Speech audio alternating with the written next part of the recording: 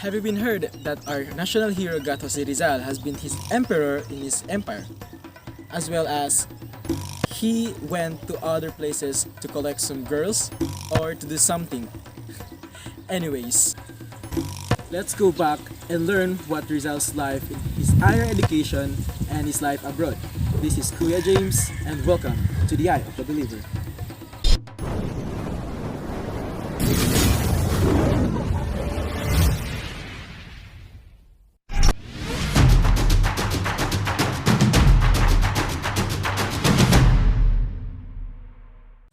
For today's trivia, we will tackle about life of Rizal in his higher education and his life abroad.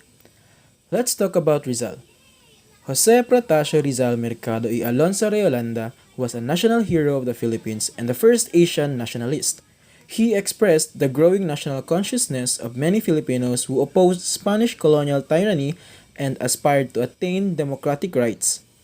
Jose Rizal was born in Calamba, Laguna on June 19, 1861. To a well-to-do family. We have 3 volunteer students. 3 volunteer college students from CPPSU to tackle us about the life of Rizal. Let's go and meet them. Je veux que tu wine, wine, Asian beauty, wine, wine, bad girl como tu wine, wine, ale, ale, wine, wine. For the life on higher education of Rizal, Miss Larain Paula Alvarez will showcase of Rizal being in Ateneo. Hi, I'm Larain, and for today's trivia, I will share to you about the life of Rizal in his higher education. Rizal, a student at the Ateneo, 1872 to 1877. Rizal's entered Ateneo on June 10, 1872 with his companion Pasiano to take the entrance exam on Christian doctrine, arithmetic, and reading at the College of San Juan de Letran, and passed them. Rizal's father who wished him to enroll at Letran, but he changed his mind and decided to send Rizal at Ateneo instead.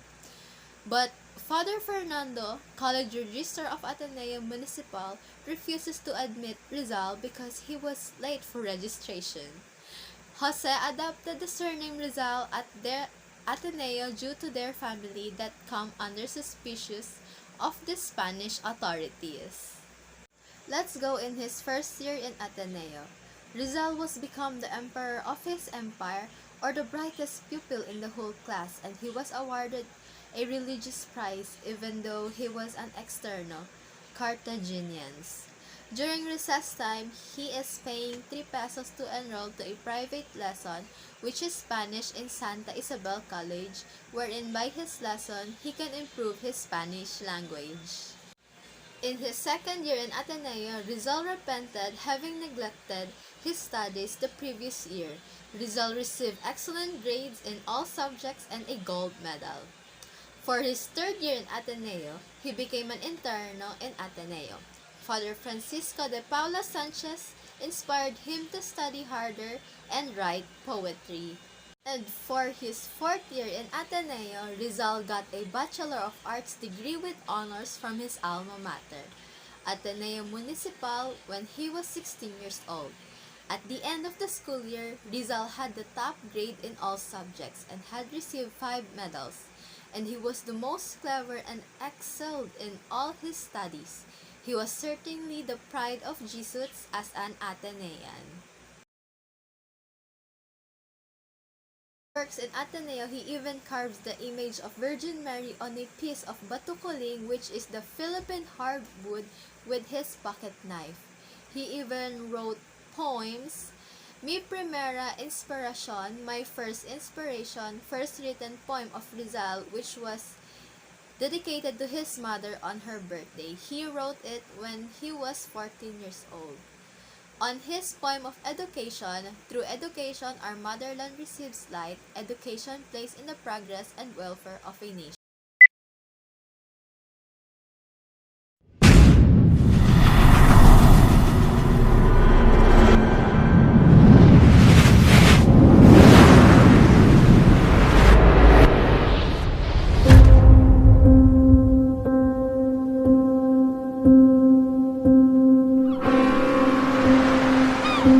Naalala mo pa ba? pagdurusa. Ang masasayang alaala. Ang pagtuklas ng katotohanan. Ang pag-aabuso. Ang paghihirap. Ang korupsyon. Ang dahilan ng paglaban.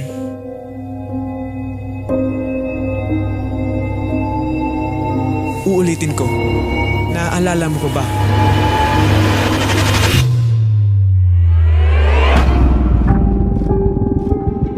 Ito na ang pagkakataon. Ipakita natin na hindi tayo mga dugong alipin. Samahan niyo ako maging magsik. Sige, Carolino. Ipakita mo ang kagalingan mong tumadla.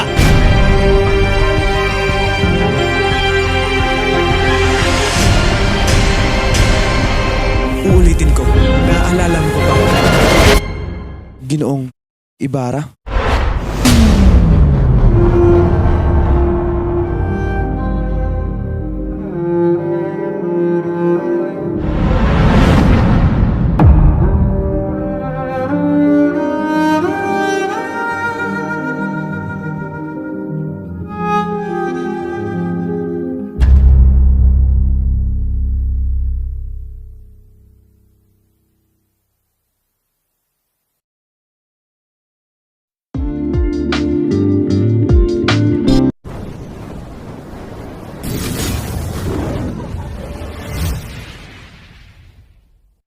Welcome back. This is The Eye of the Believer. For the remaining two volunteers, they will tackle about Rizal's life in abroad. The timeline of Rizal lives in abroad. In May 1, 1882, Rizal began writing farewell letters to his friends and family. Take note, hindi po alam ng kanyang mga magulang na alis siya sa papuntang ibang lansa. Then, his brothers, Pasiano, gave him money for his allowance. And then, his sister, Saturnina, gave him a diamond ring. May 3, 1882, Rizal left Philippines for the first time to Spain. Boarded on the SS Salvador, bound using a passport of Jose Mercado. Remember, kaya't hindi niya ginamit ni Rizal yung apelido niya na Mercado sa Ateneo nung nag-e-enroll siya dahil mainit sa mga kasila yung apelido na Mercado. Pero, since he applying for a passport, he doesn't want to be illegal. Kaya, Mercado yung ginamit niya na apelido. In May 9, 1882, the SS Salvador docked in Singapore and Rizal stayed in Hotel de la Paz for 2 days. While Rizal in Singapore, he transferred to another ship named Gemma, a French steamer, and which left Singapore for go in Europe on May 1882. On May 2, 1882, Rizal arrived at the Suez Canal, the route of Marseilles. Rizal was impressed with the beautiful of moonlight, which reminded him his family in Calamba, Laguna. The Suez Canal is a man-made canal. Ito ginawa para maging madali yung mga route na mga traders mula Asia at galing African region. June 11, 1882, Rizal disembarked and accompanied by a guide. When Rizal around the city of Naples, then this is the first step of Rizal in Europe. Take note, Italy was the first country that Rizal went to Europe. Rizal was very impressed with how beautiful city of Naples is. Rizal in Barcelona, Spain. In June 16, 1882, at noon, Rizal arrived at Barcelona, Spain, and boarded in Fonda de España. His first impression in Barcelona was the greatest city of Catalonia. Dito talaga umikot ang buhay ni Rizal nung nasa Europe siya. Then, Rizal wrote his first written articles in Spain entitled Amor Patriot, or Love of Country, which urged his compatriots to love his fatherland, the Philippines. According to the historians, kaya sinulat to ni Rizal kasi naka-homesick siya at namimiss niya yung pamilya niya dito sa Philippines. Kaya siya pumunta sa ibang bansa able to specialize in the field of medicine. Other written articles of Rizal, Los Viajes, Travels, then followed by the second article, Revista de Madrid, Review of Madrid, but suddenly returned to him because had ceased publication for lack of funds. On August 20, 1882, his articles, Amor Patrio, was published in Giant Tagalog, a Manila newspapers, edited by Basilio Chodoro. Take note that Amor Patrio is first literary piece in abroad under his pen name, Laong Laan. Noon, napaka-importante kapag isa kang writer, kailangan gumamit ka ng pen name for your own safety para hindi ka ma-identify yung true identity mo.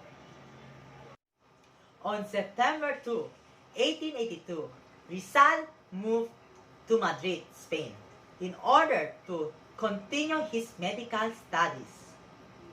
November 3, 1882, Rizal enrolled in Universidad Central de Madrid in two courses. First, medicine. The second is philosophy and letters. Kung ano ang natapos niya sa UST, yun ini-enroll niya doon sa Universidad de Madrid. He also studied in painting and sculpture in Academy of Fine Arts of San Fernando and took a lesson in French, German, and English language. He joined a group called Círculo Hispano-Filipino. It's an association formed by the Filipino students in Spain, composed both Filipinos and Spaniards. Upon the request of the members of the group, Rizal wrote a poem named Me Piden Versos, or They Ask Me for Verses, which he personally declaimed during New Year's Eve, December 31, 1882. In March 1883, also Rizal joined another organization, the Masonic Lodge, called Acacia. Why he joined? For him to secure Freemasonry and aid his fight for the Philippines for backup. On November 1883, he transferred to a lodge, Solidaridad, which became a master mason. In June 1884, Rizal finished his study in medical education. He was conferred the degree of licentiate in medicine. The next year, he passed all his subjects, leading to the doctors of medicine, but was only able to get his doctor diploma in 1887, where he wasn't able to pay the corresponding fees. June 1885, Rizal was awarded the degree of licentiate in philosophy and letters in the Universidad Central de Madrid with a rating of excellent or sobresaliente. If you convert it in our Philippine rating system, parang summa cum laude level. Imagine, 2 degree natapos ni Rizal sa Spain. For the next topic in Jose's life in abroad, it would be Noli Me Tangere, published in Berlin, 1887. The bleak winter of 1886 in Berlin was Rizal's darkest winter because no money arrived from Calamba and he was in the pawn shop. It was memorable in life of Rizal for 2 reasons. First, it was a painful episode for he was hungry, sick and despondent in a strange city. Second, it brought him great joy after enduring so much suffering because his first novel, Noli Me Tangere, came off the press in March 1887. Dr. Jose Rizal was inspired the story of Uncle Tom's Cabin by Harriet Beecher Stowe. Then he wrote the novel that would depict the miseries of his people under the belt of Spanish tyrants. February 21, 1887, the novel was finally finished and ready for printing. Berliner Buchdruckerei Action Gesellschaft, a printing shop which charged the lowest rate, that is 300 pesos for 2,000 copies of the novel. Rizal's grand tour of Europe with Viola. May 21, 1887, Rizal and Viola left Berlin by train going to Dresden, Germany, the Prometheus-bound painting wherein Rizal was deeply amazed. In Teschen, known as Desin, Czechoslovakia is the next stopover of Rizal after leaving Dresden. In station of Lidmeritz, Bohemia, for the first time two great scholars met in person, Rizal and Professor Ferdinand Blumentritt, a kind of hearted old Austrian professor. Vienna, May 20, 1887. Rizal and Viola arrive in the beauty city of Vienna, Austria. Vienna was truly the queen of Danube because of its beautiful structure building, religious images, hunting waltzes, and majestic charm. June 19, 1887, Rizal celebrated his 26th birthday and he treated Viola a blowout. Exposition of the Philippines in Madrid, Spain. Rizal was outraged by this degradation of his fellow countrymen, the Igorots of northern Luzon. Every night, after sightseeing the whole day, Rizal returned to his hotel, very tired. "I'm as tired as a dog," he wrote to Blumentritt, "but I will sleep as a god."